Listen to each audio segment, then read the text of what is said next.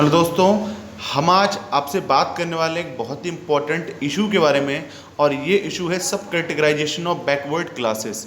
Supreme Court ने एक ruling दी है जिसके ऊपर ये पूरी चर्चा है। और ये रूलिंग दी गई एक अपील के अगेंस्ट में जो कि की गई पंजाब और हरियाणा के द्वारा।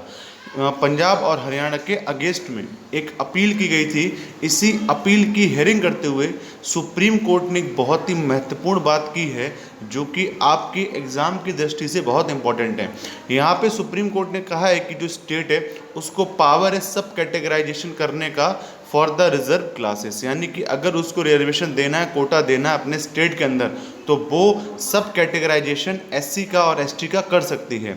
अब तक ओबीसी का तो होता ही है, उसमें कॉन्सेप्ट क्रीमी लेयर का आ ही चुका है। ठीक है, क्रीमी लेयर का कॉन्सेप्ट ओबीसी में आ चुका है। अब ऐसा करने के लिए सुप्रीम कोर्ट ने परमिशन दे दी है दोस्तों एससी में और एसटी में। हालांकि सुप्रीम कोर्ट ने 2004 में ये कहा था कि स्टेट ऐसा नहीं कर सकते, वो सब कैटेगराइजेशन नहीं कर सकते बैकवर्ड क्लासेस का, लेकिन अब उसने कहा है कि स्टेट ऐसा कर सकते हैं, सब कैटेगराइज कर सकते हैं क्लासेस के लिए। यानी कि जो आपकी एससी और एसटी है उसके अंदर वो सब कैटेगराइजेशन कर सकते हैं। दोस्तों, सब कैटेगराइजेशन क्या होता है और पूरा ये मुद्दा क्या है, इसको डिटेल में समझने के लिए चलिए आगे चलते हैं। और आप लोग बहुत ही ध्यान से मेरे साथ बने रहिए। ये टॉपिक बहुत ही बर्निंग टॉपिक है और ये मेरा पूरा मानना है दोस्तों, ये टॉपिक आपसे मेंस के अंदर पूछा जा सकता है। ठीक है, प्रीलिम्स के अंदर बहुत सारे फैक्ट अभी आएंगे जो मैं आपको बताऊंगा, बहुत ध्यान रखिएगा आप लोग। और मेंस के अंदर पूरा ये जो आपका लेक्चर है ये मेंस स्पेसिफिक है। हिंदू एडिटोरियल 2-3 दिन से जो आ रहे हैं उन सबको मैंने इकट्ठा किया, Hindu editorial plus Indian express को उससे लेक्चर बनाया है। तो ये लेक्चर जो है इसमें इनपुट्स इंडियन एक्सप्रेस के भी हैं, द हिंदू के भी हैं। तो इससे कुल मिला के एक बहुत ही अच्छा लेक्चर बनने की मैंने आपके लिए कोशिश की है। तो यहाँ पे सबसे पहले केस क्या है, देखिए दोस्तों, बात क्या है, आपको पता है कि जितनी भी ये क्लासेस हैं, चाहे एससी हो चाहे एसटी हो, ये होमोजेनियस नहीं है।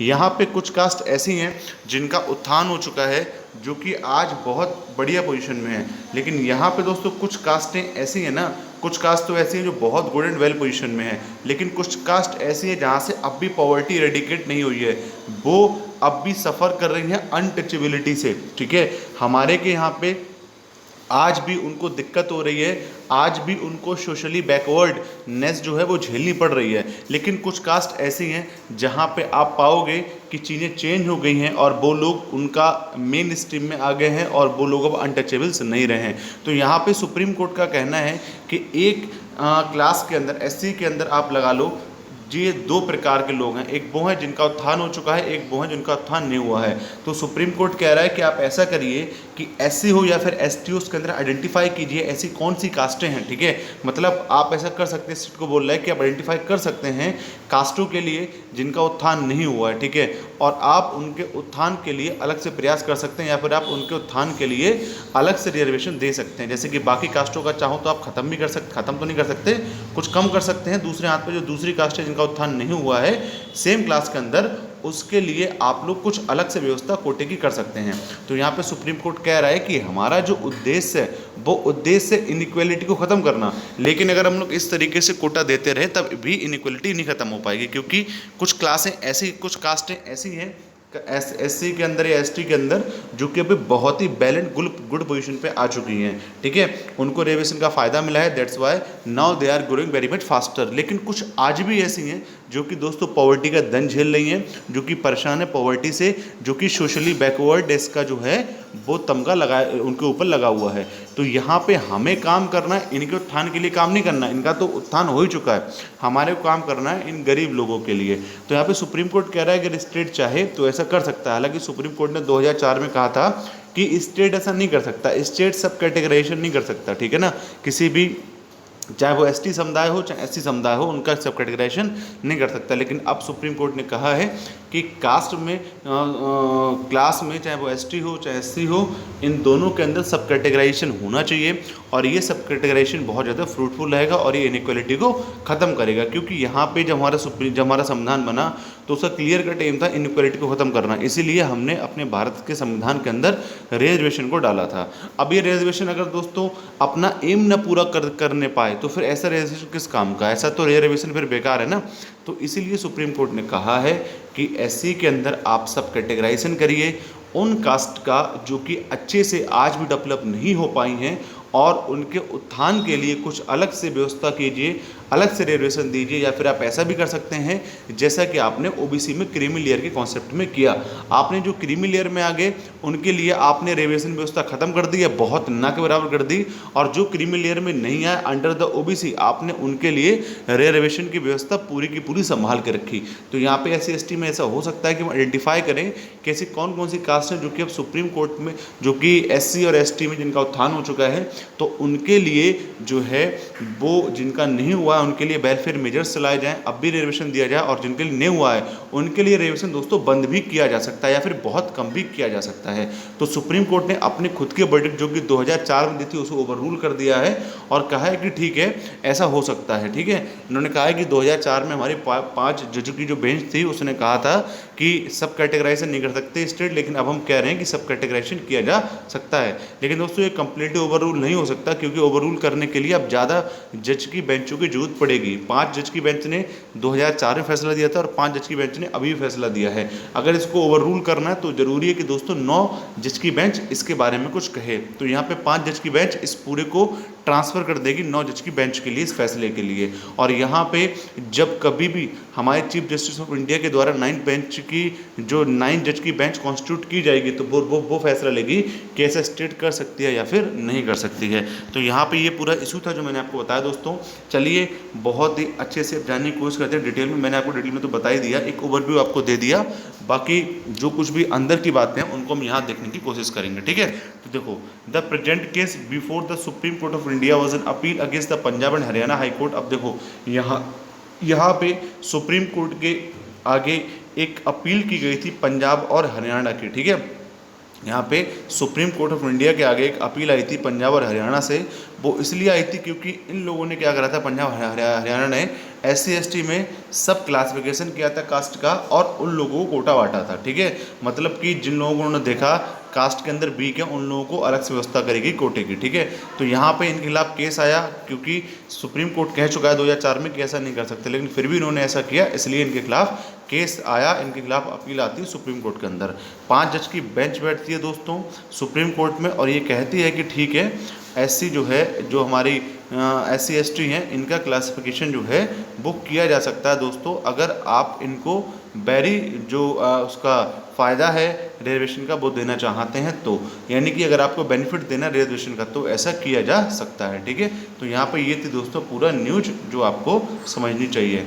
अब यहाँ पे why was the issue refer to a larger bench. अब देखो यहाँ पे सुप्रीम कोर्ट तो कह के निकल गया, लेकिन अब यहाँ पे बनेगी बड़ी बेंच, क्योंकि पहले भी 2004 में 5 जज की बेंच ने कहा था कि जो स्टेट है वो सब क्लासिफिकेशन नहीं कर सकते SC ST का। ठीक है, लेकिन यहाँ पे किया, लेकिन यहाँ इन्होंने परमिशन दे दी है 2020 में आके 5 जज की बेंच ने। हालांकि वो 5 जज अलग थे, ये 5 जज अलग हैं, लेकिन बेंच 5 जज की है।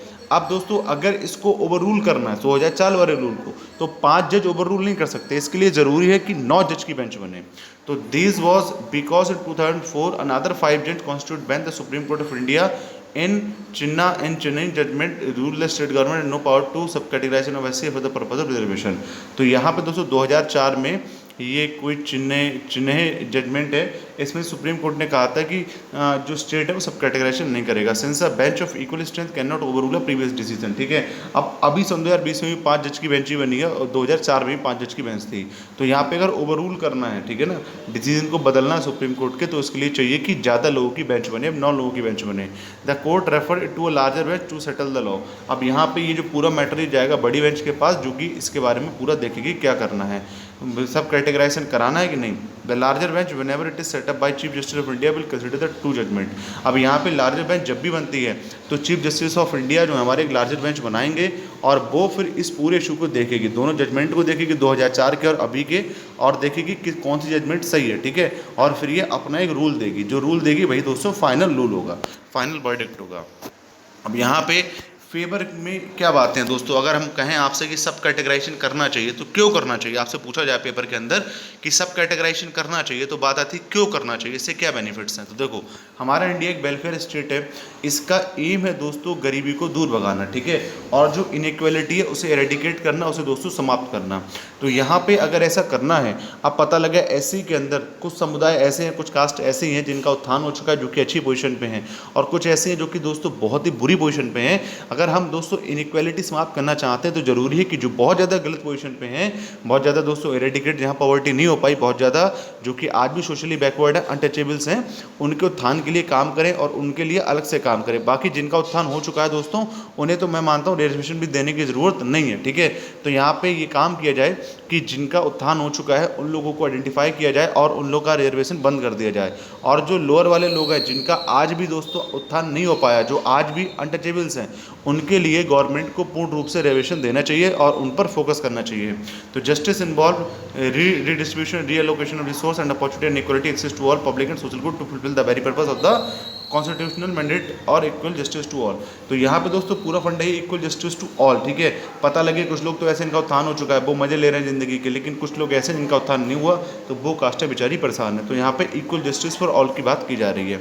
इफ सब क्लासिफिकेशन डिनाई इट वुड, अगर दोस्तों ऐसा नहीं करते ना तो हम यहाँ पर सब क्लासिफिकेशन डिनाई नहीं कर रहे हैं, हम यहाँ पे दोस्तों इक्वलिटी जो है ना, अनइक्वलिटी, इक्वलिटी को डिनाई कर रहे हैं। जो इक्वलिटी है, जो समानता का अधिकार दोस्तों, हम उसी को डिनाई कर रहे हैं। क्यों डिनाई कर रहे हैं? क्योंकि हम लोग क्या कर रहे हैं, हमें पता है कि कुछ कास्ट नहीं अच्छे से डेवलप हो पाएंगे, कुछ कास्ट आज भी 90-50 की तरह जी रही हैं, और हम अगर उनके लिए कुछ अलग से व्यवस्था नहीं करेंगे और सबको बराबर से ट्रीटमेंट देते रहेंगे, जैसे एससी है उसके अंदर कुछ कास्ट बहुत ज़्यादा अच्छी हो चुकी है, कुछ कास्ट बहुत ज़्यादा दोस्तों आज भी एरेडिकेट नहीं कर पाई पॉवर्टी के लिए। अब पता लगे हम बराबर ट्रीटमेंट देते रहें दोनों के लिए, दोस्तों रईस तो और रईस हो जाएगा, गरीब बेचारा और गरीब होता चला जाएगा, ठीक है। तो यहाँ पर इनइक्वलिटी और बढ़ती चली जाएगी, यानी कि एक एससी के अंदर, एक एसटी के अंदर जो दो लोग हैं वो कभी बराबर में आ ही नहीं पाएंगे। और हमारे संविधान का दोस्तों एम है, टारगेट है बराबर लाना, ठीक है। और पूरा देखा जाए तो जो रिजर्वेशन है उसका फंडा यही है कि जो गरीब तबका है उसको भी बराबर लाया जाए, ठीक है।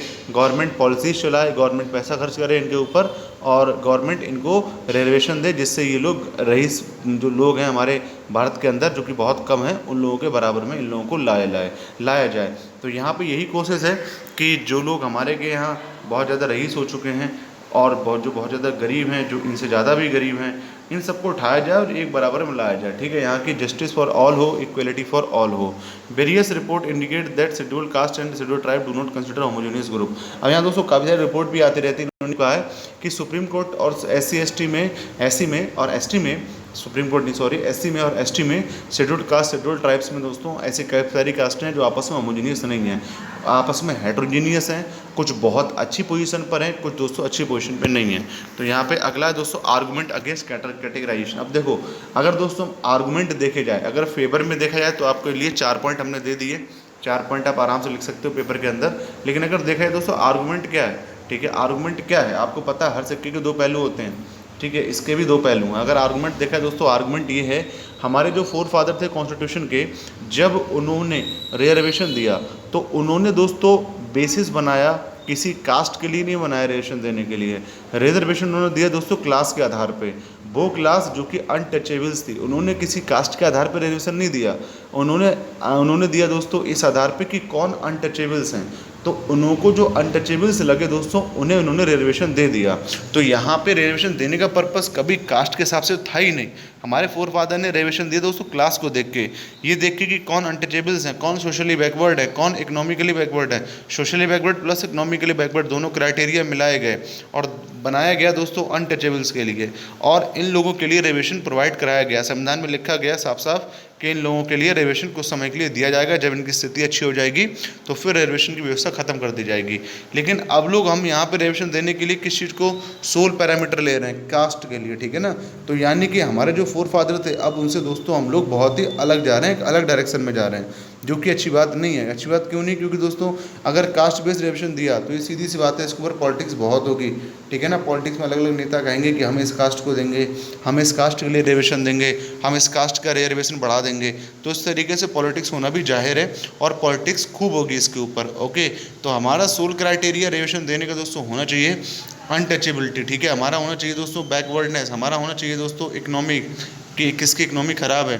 लास्ट ईयर आपने देखा 2019 में एनडीए गवर्नमेंट ने रिजर्वेशन दिया वीकर सेक्शंस के लिए, ठीक है, जो जनरल में वीकर सेक्शंस होते हैं उनके लिए। तो उसका सोल क्राइटेरिया दोस्तों कास्ट नहीं था, उसका सोल क्राइटेरिया था दोस्तों इकोनॉमिक्स, ठीक है। इसी तरीके से यहाँ पर सोशल क्राइटेरिया आपका जो सोल क्राइटेरिया होना चाहिए वो क्लास नहीं होना चाहिए, वो कास्ट नहीं होना चाहिए, वो क्लास होना चाहिए, ठीक है। क्योंकि अगर कास्ट होगी दोस्तों तो फिर जो हमारे फोर फादर का जो विजन था दोस्तों, वो विजन हमें धूमिल होता हुआ दिखाई देगा, क्योंकि फिर तो उस पर पॉलिटिक्स होने लगेगी। The argument is that the test और requirement of social and education backwardness cannot be applied to schedule caste and schedule tribes. The appeal treatment is given to Supreme Court due to untouchability with which they suffer since ages, ठीक है। तो हमारे के यहाँ ऐसे नहीं देते हम लोग, हमारे के यहाँ देते हैं भाई reservation on the basis of the दोस्तों untouchability. In the NM Thomas versus state of Kerala case in 1976 the supreme court itself has admitted that scheduled caste are not caste but they are a class, ठीक है। तो यहाँ पर दोस्तों supreme court N S Thomas versus state of Kerala case में कह चुकी है 1976 में कि जो ये सुप्रीम कोर्ट, ये जो SC ST हैं, ये दोस्तों कोई कास्ट नहीं है, ये क्लास है, and they should be treated as a class. तो ये क्या है, क्लास है। सब categorization will be use to appear one vote bank on the other among SC ST and thus a cause of social justice would end be politicise. तो यहाँ पे social justice equality दोस्तों क्या हो सकती है, पॉलिटाइज हो सकती है, क्योंकि हो सकता है अपने अपना फ़ायदे को बनाने के लिए पॉलिटिक्स करें लोग इसके ऊपर, ठीक है, और बोल दे कि हाँ भैया आप ये है, हम आपको अच्छी तरीके से रिजर्वेशन देंगे, और ऐसी कास्ट है हमें वोट नहीं करा तो हम इसको रिजर्वेशन नहीं देंगे। तो इस तरीके की दोस्तों कुछ हरकतें जो हैं वो पॉलिटिक्स में नज़र आ सकती हैं, ठीक है। और दूसरा यहाँ पे दोस्तों सुप्रीम कोर्ट कई मौक़ों पे कह चुका है कि SC ST कोई दोस्तों कास्ट नहीं है, ये क्लास है, ठीक है। कैसी क्लास है, अनटचेबल्स की क्लास है। अनटचेबल्स की क्लास को हमें ऊपर लेके आना है, और इसको ऊपर लाने के लिए दोस्तों हमें क्या करना पड़ेगा, इनको रिजर्वेशन देना पड़ेगा। लेकिन अब जब हम इन्हें कास्ट के रूप में कैटेगराइज करेंगे तो यहाँ पे दोस्तों होगा क्या कि जो सुप्रीम कोर्ट का वर्डिक्ट है, ये क्लास है, कोई कास्ट नहीं है, ठीक है ना, ये भी धूमिल होता हुआ नजर आएगा।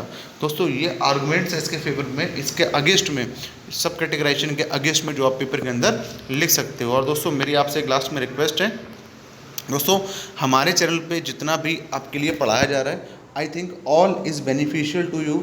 आपको पढ़ते हुए मज़ा आता होगा दोस्तों, सच में यहाँ आपके लिए बहुत ही अच्छे से मेहनत की जाती है। अब आप समझ लो, ये जो आपको हमने पढ़ाया है ये दोस्तों द हिंदू से निकाला है, ठीक है, द हिंदू इंडियन एक्सप्रेस दोनों से। और ऐसा करने के लिए काफ़ी मेहनत भी लगती है, काफ़ी सारे ऑनलाइन सोर्सेज भी हमें सर्च करने पड़ते हैं। दोस्तों हम चाहते हैं आप यार इस मेहनत के लिए दोस्तों इस रिस्पेक्ट करें, और आप लोग हमारे साथ कनेक्ट हो, ठीक है। आप लोगों के साथ हमारे साथ कनेक्ट होते हैं दोस्तों, तो उससे हमारा फ़ायदा ये होगा कि दोस्तों हमारी फैमिली बड़ी होगी, हमारे साथ जितने लोग कनेक्ट है वो बहुत ज़्यादा संख्या में हो जाएंगे, जिससे दोस्तों ऑब्वियस सी बात है हमें बेनिफिट होगा, आपको बेनिफिट होगा। हमें बेनिफिट होगा दोस्तों, जब हमारे साथ ज़्यादा लोग ज्वाइन होंगे तो हमें दोस्तों मोटिवेशन आएगा, और जब मोटिवेशन आएगा तो हम वो काम भी कर जाएंगे जो काम हमने कभी करने की सोची भी नहीं थी। लेकिन अगर मोटिवेशन नहीं होगा ना दोस्तों काम करने का, तो फिर काम करने में मज़ा बिल्कुल भी नहीं आएगा। अब यहाँ पर आपको करना क्या है कि आपको दोस्तों मेरा टेलीग्राम चैनल है, जो कि टेलीग्राम दोस्तों चैनल तो नहीं कहूँगा, टेलीग्राम ID है, जो कि सचिन गुप्ता 9536। आप यहाँ पे अगर चाहते हैं इस लेक्चर की दोस्तों PDF लेना, तो आप यहाँ मेरे को मैसेज डाल दीजिए, मैं आपको अपने पर्सनल WhatsApp ग्रुप में जोड़ लूँगा। वहाँ कई सारे बच्चे जुड़े हुए हैं, अगर आप भी चाहते हैं वहाँ ऐड होना तो आप वहाँ ऐड हो सकते हैं। मुझे आप यहाँ टेलीग्राम पर मैसेज डालिएगा और मैं आपको अपने WhatsApp ग्रुप में ऐड कर लूँगा। आप अपना मुझे नंबर दे दीजिएगा इंस्टाग्राम पे, और मैं आपको यहाँ ऐड कर लूँगा WhatsApp पे, जिससे कि आपको जितनी भी अपडेट्स है, जितनी PDF है वो सारी WhatsApp पर ही मिल पाएँ। और अगर आपको क्वेरी है तो आप वो हमसे WhatsApp के ऊपर ही पूछ पाएँ, ठीक है दोस्तों। इस लेक्चर को यहीं पर एंड करता हूँ। Thank you.